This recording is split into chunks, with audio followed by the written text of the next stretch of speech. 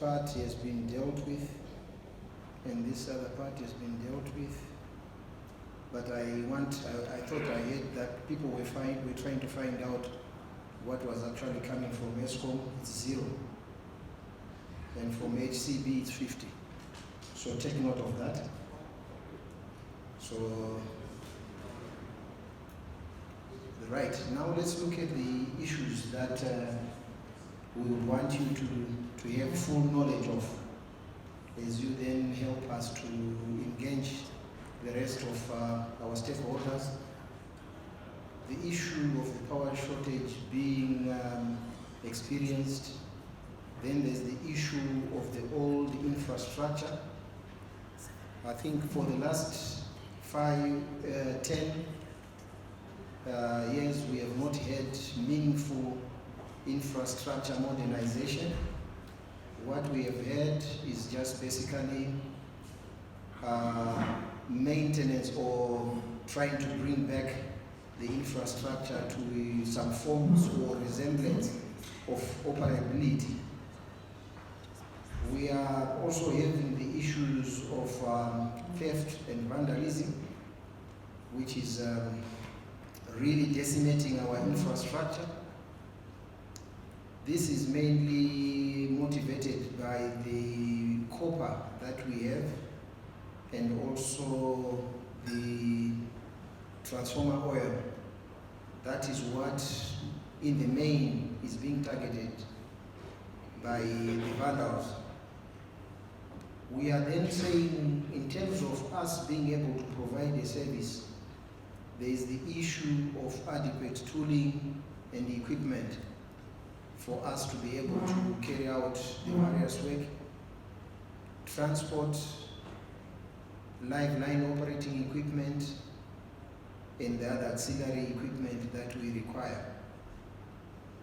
All that is buttressed by the need for having foreign currency.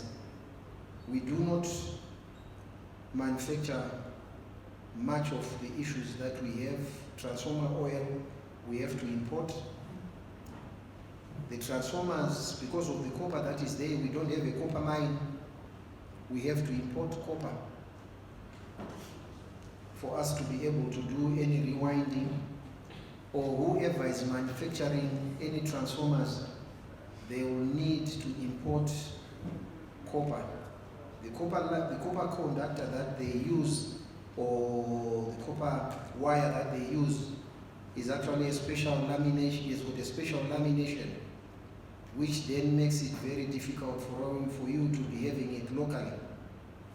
If we then look at the issues of the high debt that was alluded to, where a lot was said, I think we want to then go on and dispel where this debt really lies. I'm sorry, it's a very small print, but you will be able to have that. Domestic has got 200, okay. The debt that we are talking about is debt that was accumulated during the US dollar era. This is not the RTGS or RTG dollar. This is the US dollar. So let's be very sure of what we are then going to compare with going forward. Domestic has got a total debt of 254 million US dollars that they owe us. Public lighting, which are the major cities, they've got 15. Mining is 86. Industrial, 73. Other institutions, 53. Commercial. In commercial, it has to be noted, commercial is inclusive of local authorities. 439. Then in the farms, 143. 141. That was on the 31st of May 2019. This is the way the debt is actually structured. If you then want to look at this debt in terms of rebasing it to the Zimbabwe dollar, all that debt roughly comes down to about 600 or 500 something million Zimbabwe dollars. Because, like I said, this was US dollar. That is when the debt was actually accumulated. So if now you're paying us in RTGS, which is not rebased. Because if we have to rebase it, you know what happens to this figure. In the proper sense, economics tells you it has to be multiplied by a certain figure. In terms of the vandals that I spoke to, I want you to take note of bullet number 3, where we are saying the huge cost of the vandals is 14 million US. Remember, I said we import the infrastructure that is being vandalized. So we have to import it in terms of the US dollar. We have got over, in terms of the transformers that have been vandalized, we have got about 2,200 distribution transformers that have been vandalized, over 9,000 kilometers of conductor that has been stolen. This is copper conductor. So when conductor is stolen, we have to then get a replacement, and we will then replace with aluminium. And you know as well, the vandals are not choosy. If they can get the aluminium, they'll go for it. Then we are saying, how do you assist in trying to mitigate the challenges that we are having? What we are having going on is the issue of demand side management measures that we are currently having or implementing with our regulator and also in industry. The various industrial customers under the umbrella of the Chamber of the Zimbabwe, that's CZI, Chamber of Zimbabwe Industry. That's what we are actually doing. This will then ensure that while they use the power that they are getting, they actually get value for money out of the 1 kilowatt hour that they are using. Because if they don't use it efficiently, it has got a cost driver in terms of their profitability and also in terms of the end product that then comes on the market.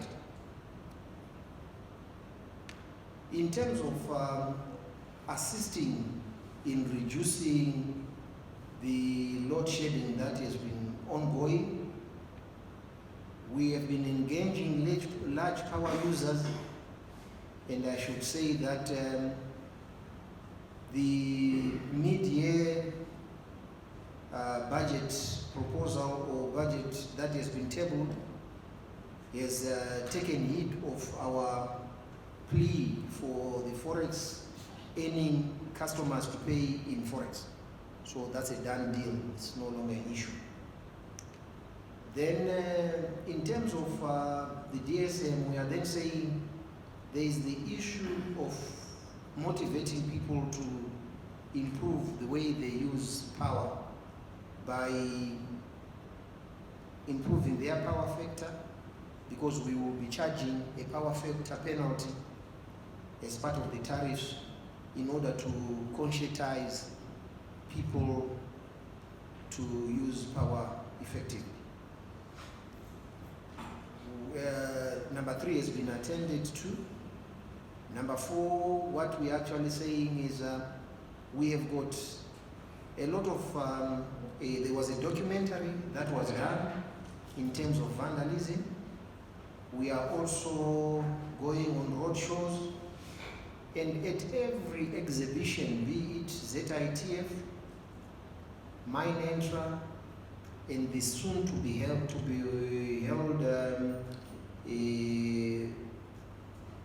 agricultural show, we will be preaching the issue of vandalism. Then in terms of the schools, we are actually conducting a safety awareness campaigns. In order for us to then look at the issue of debt containment, for now, we don't want the debt to grow. We would want it to come down. In order for us to do that, the issue of the prepayment and the smart metering project becomes of paramount importance. However, let's take note of the very fact that we do not manufacture prepayment systems in Zimbabwe, nor do we manufacture smart metering. We have to pay. Right now, phase 1 of the smart meter, which comprises the system on which we will be connecting the smart meters, and about 2,500 smart meters that have been delivered. A total cost outlay of 33 million US has been done. Our aim is to then scale that up to 40,000 meters. In order for going green and ensuring that we have got a proper mix in terms of the energy mix that we have as a country, the renewable energy is one thing that we are actually working on through the issue of solar system and net metering. I've alluded to this fact. This is DSM, but I just wanted to show it in a different way. We are then saying, in terms of DSM, we need to have that culture permeating industry, permeating the homes, and also being a way of life. From the issue of the equipment that we buy, it has to be energy efficient. In the homes, we need to be switching off unnecessary plant, like swimming pools, during the times when the system is overloaded. But at the same time, we need to have then a tariff that will then motivate people to use power efficiently. We also have negotiated with a lot of the power users in the sense that we want them to be able to assist, conserve energy, and where we don't have energy, they need to reduce the load that they will be having. This is just the system that we are talking about, the smart metering system that we are actually having. The smart metering system is going to be installed for all customers that are 100 amps and above, and the prepaid system is for customers that are below. This is just to show you that in terms of energy consumption, residential is the mainstay of energy usage. So when a time comes where we will need to rationalize energy, residential can contribute quite significantly, because right now they are 31% of the total energy that we sell, and the industrial coming number 2. Then the other ones are third, and as we go.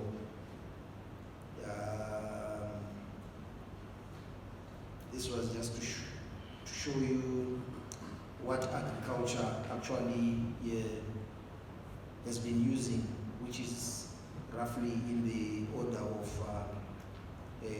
5 to 6, and this is actually maintained in that range.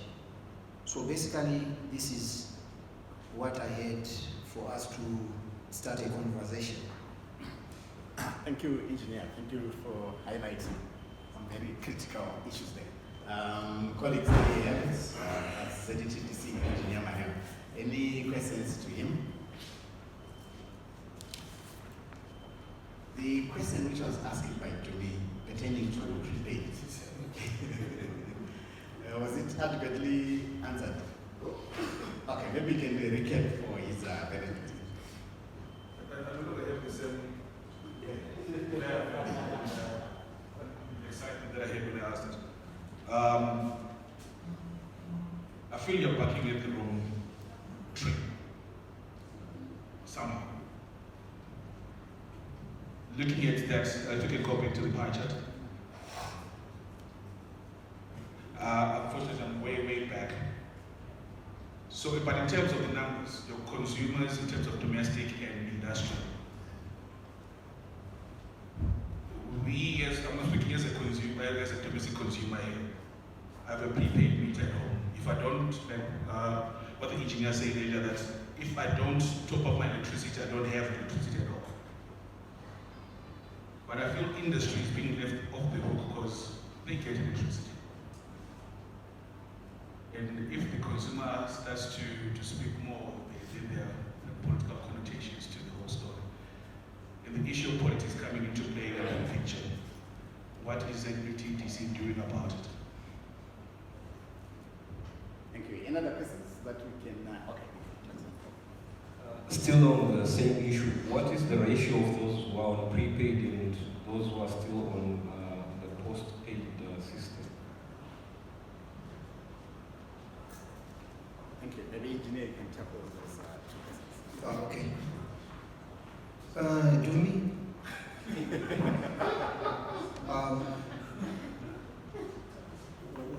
The real truth is, it's just that if you allow me, I'll then show you some picture somewhere, so that you could we could be on the same page, because I want you to then be able to articulate this phenomena and explain it well. Sorry. So that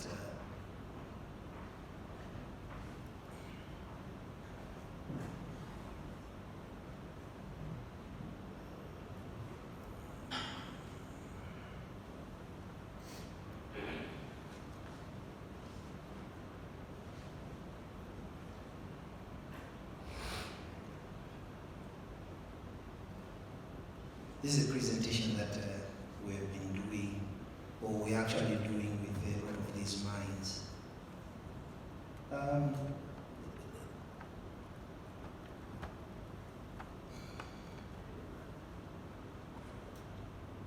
Just make it, just get it so that I can then explain a bit.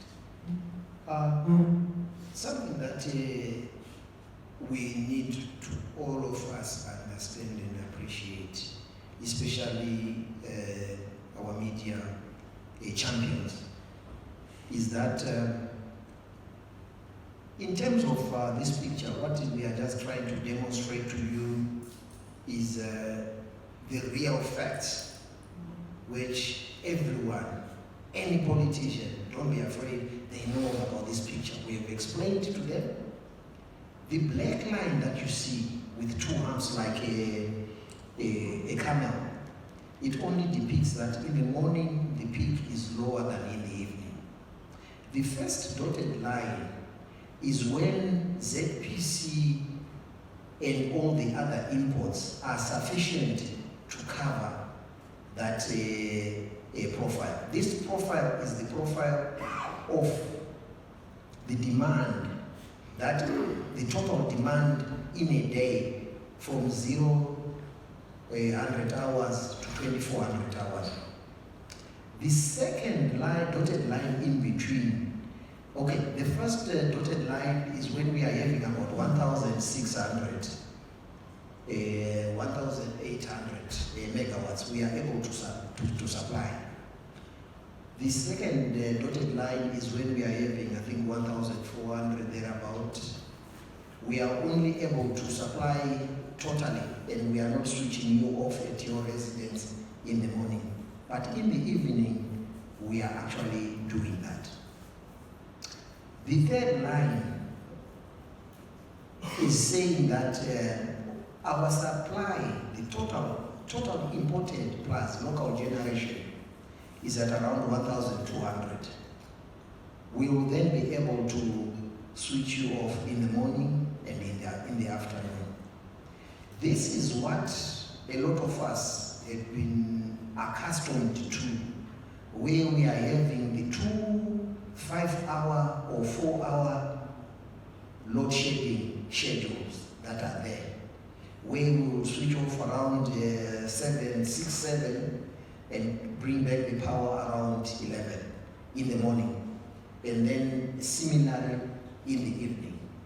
However, the continual red line, which is actually written supply, that is the fact of what is happening now. We are having almost 1,000 megawatts. That's all we have. This is the reality. Everyone knows about it. We have been preaching this so that we all know. This is the reality, ladies and gentlemen. We are only having a maximum of 1,000 megawatts in any particular day. What this means is that at around 5, we are already starting to have system instability, because the demand is now surpassing what we are actually able to supply. So from that time until at night, the demand is way above what we are able to supply. And at around 9, 10 in the evening, the demand starts to come down. What I also need all of us to appreciate is that there is something that we call a base load. This is the bare minimum demand that is actually impressed on the system. That is, when most of the critical systems are running, that is around 900 megawatts. So before we even start the day, we are already having a shortfall. This is what I wanted us to then appreciate. So I just want to then go on to something that right.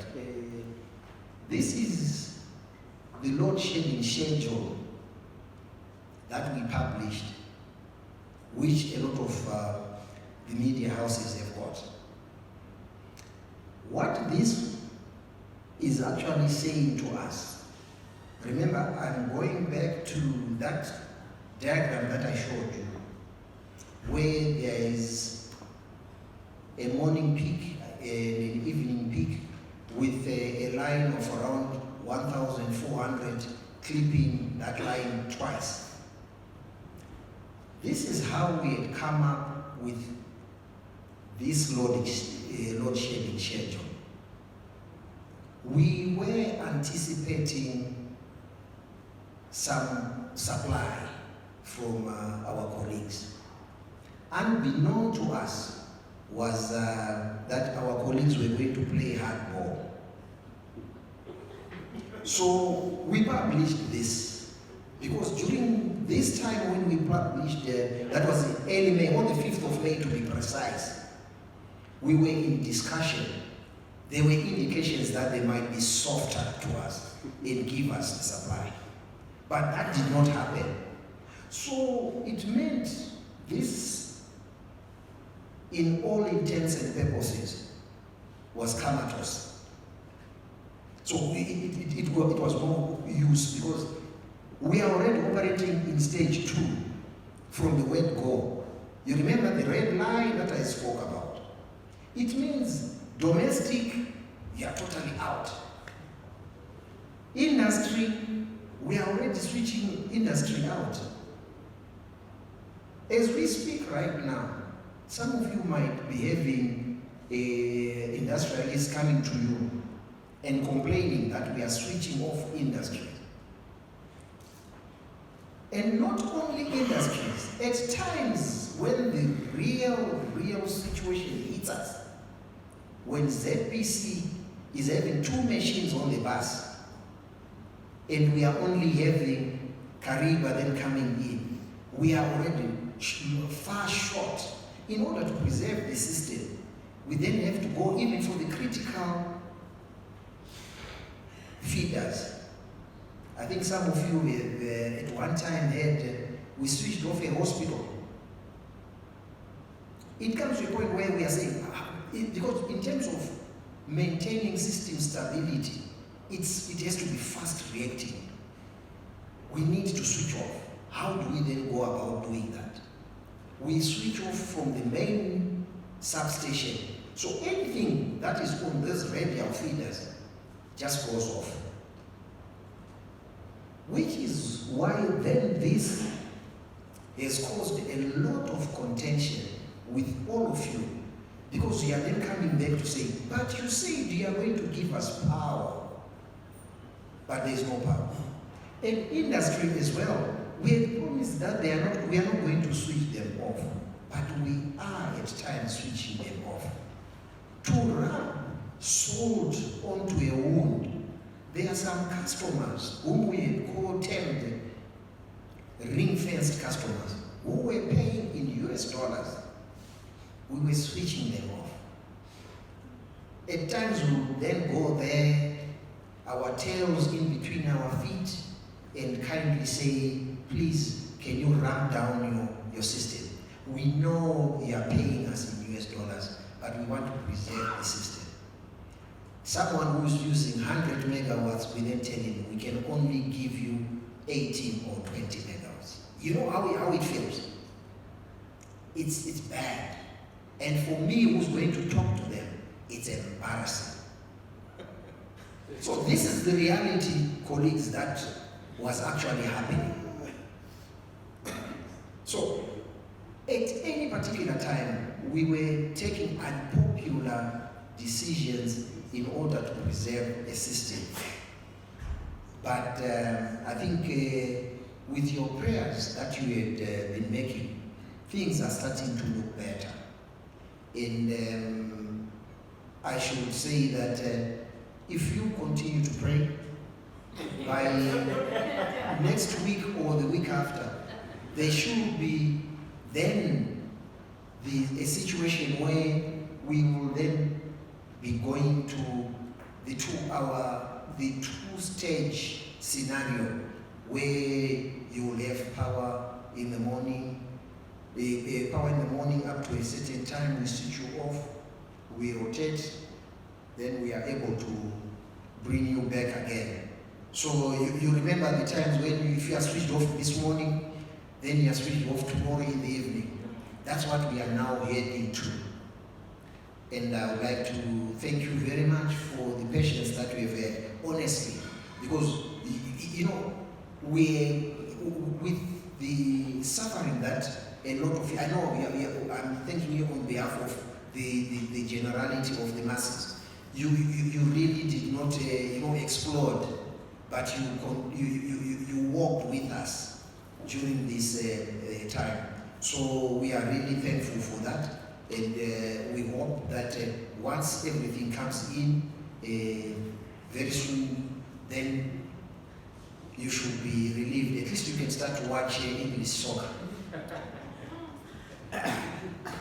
Thank you, Engineer. So if I get you well, you're saying these things are going to be better Yes, in the next 2 weeks. definitely. So colleagues, that's a message I hope you take on, that things are certainly going to be better. I know Engineer Maria will be with us, unless there are too many questions, because we are really running way behind time. Yes, sir.